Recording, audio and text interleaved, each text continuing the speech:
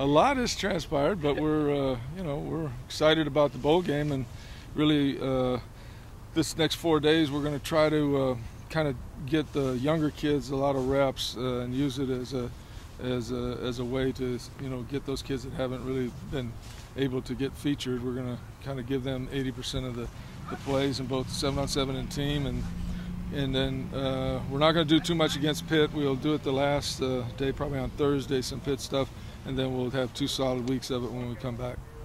While you have to start preparing for Pitt and the bowl, is there also some PR work being done? I know you had to meet with the Mustang Club today and just getting things all back. That's a byproduct, of stuff that happens all the time in this business. When you're successful, stuff happens. I wish that my only regret is that I'm sorry it happened, and you have no control anymore of social media and all that kind of stuff. That it all went down when the Big East announcement came, and that's the unfortunate thing. I feel bad for the seniors. I feel bad for the kids, but sometimes you can't control that either. What kind of reaction did you get at the Mustang Club lunch today, and what kind of questions were asked? What kind of I answered everything just like I always do. I answered every question. I mean, there's all kinds of things that people want to know, and I'm committed to being here. I'm going to be here for the end of my coaching career, and I feel when these things happen, I've had some unbelievable conversations that I probably wouldn't have had with the people that are going to excited about getting it done here. They can make the decisions to help us get it done, and that's a byproduct sometimes of these things. You also, I think, through adversity, you always find out who your friends are, and I got some of the nicest emails from certain people and calls that thank you, this and that. But there's always going to be some people that you have to win over.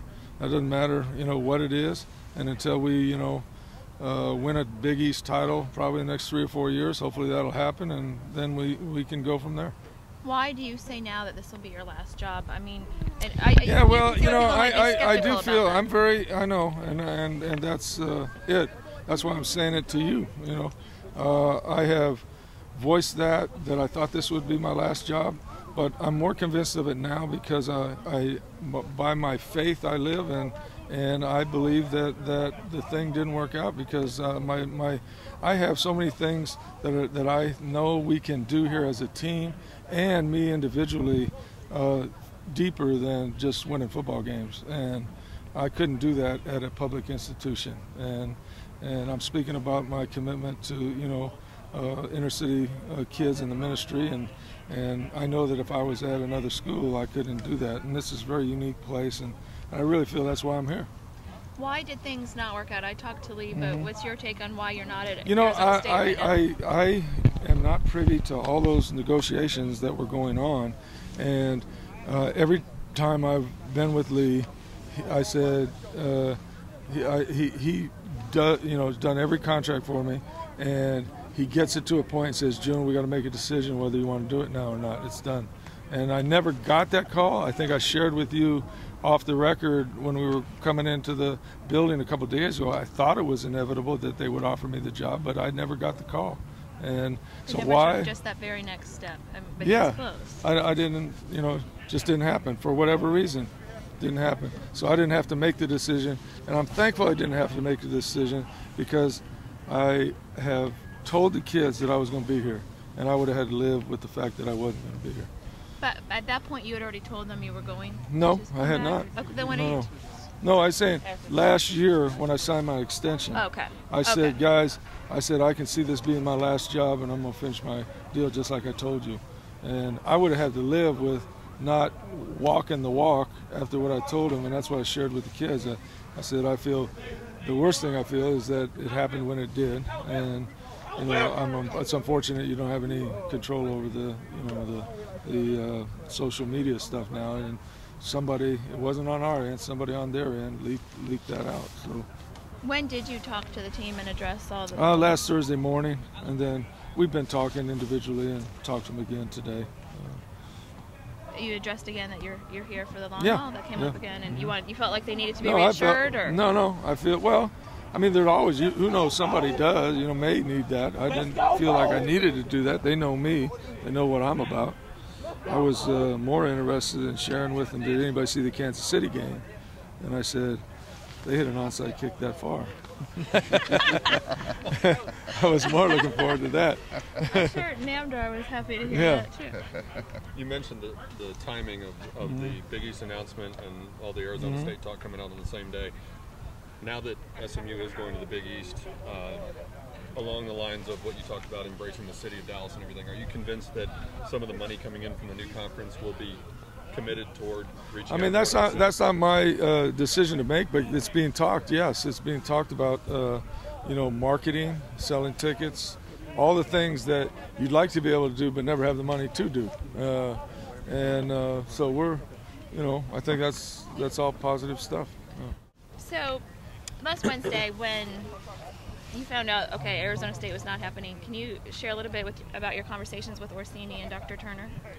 Yeah. I had breakfast with Dr. Turner Friday morning. I talked to Steve while he was coming back from New York, and Steve and I have had some really positive conversations in the last 3 days, basically information that is stuff that, we got to share with each other. And I think, there's no question Steve's commitment is to the program and to the school, and that's what my commitment is.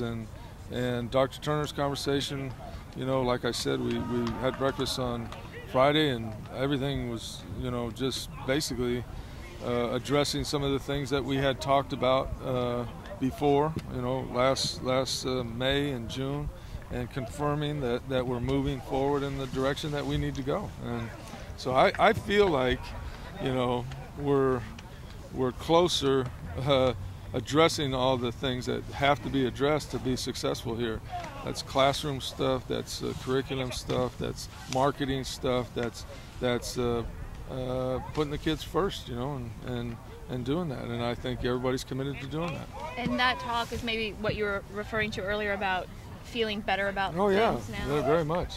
And as you know this in your own personal life, whenever you go through adversity, you find out who your friends are. I got some of the most unbelievable emails and some of the most unbelievable phone calls from people that some I knew, some I didn't know. And, so you kind of, forget about sometimes, because in this day and age now, you can't believe what's on blogs. You can't believe, all this other stuff. You got to go find out what the facts are. And that was really a refreshing deal for me to really confirm that why I'm here, Just to get back to this, was the deal with ASU only your buyout? Because Lee told me it was not the buyout, was not the final issue. I didn't talk through the whole thing with him. I know that was the initial part of it, but it seemed like that was over with and done. Okay, that's what I've been told too. I mean, some people said it was just the buyout. No. It seemed like there was something else there. No, not that I'm aware of.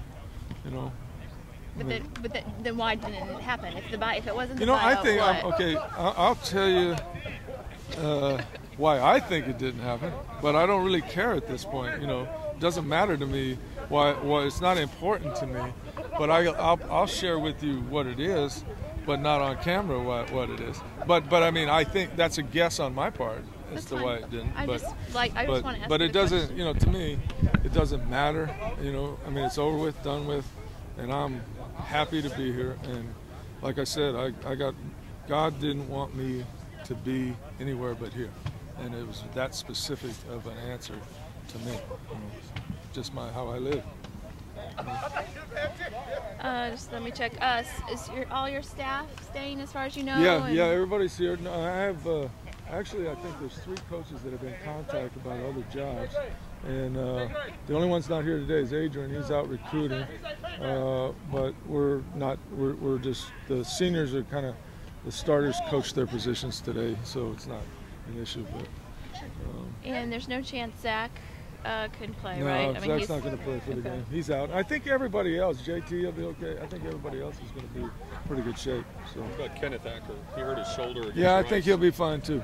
Yeah, he might be still a little tweaky, but we're not going to hit, so he'll be okay by game day. No, it wasn't broken. Nope.